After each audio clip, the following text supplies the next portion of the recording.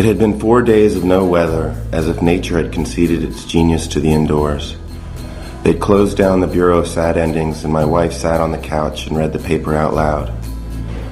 The evening edition carried the magic death of a child, backlit by a construction site sunrise on its front page.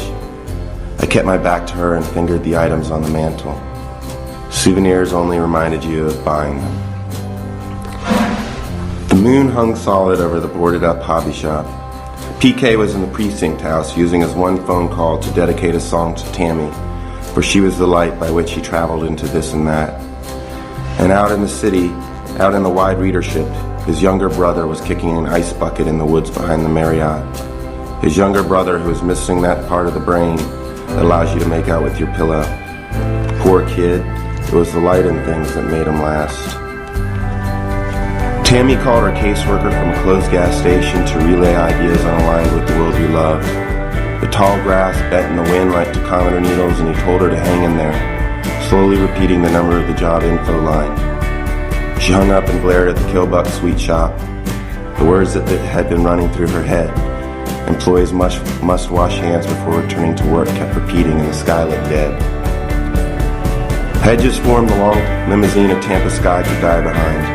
A sailor stood on the wharf with a clipper ship reflected on the skin of the bell pepper he held. He'd had mouthwash at the end and could still feel the ice blue carbon pinwheels spinning in his mouth. There were no new ways to understand the world, only new days to set our understandings against.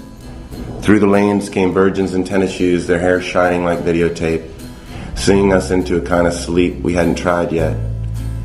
Each page was a new chance to understand the last, and somehow the sea was always there to make you feel stupid.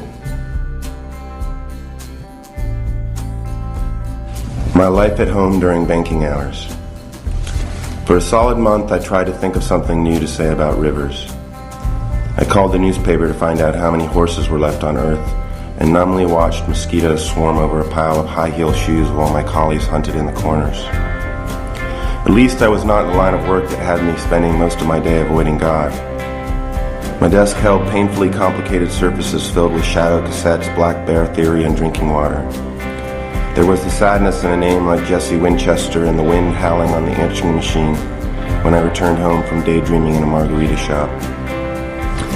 All the blessings and counter-blessings that moved my mind like FM waves from a butter churn and granted me the sight of parallel collies standing on a hilltop and the rain falling on the United States while it wonders, what is the United States?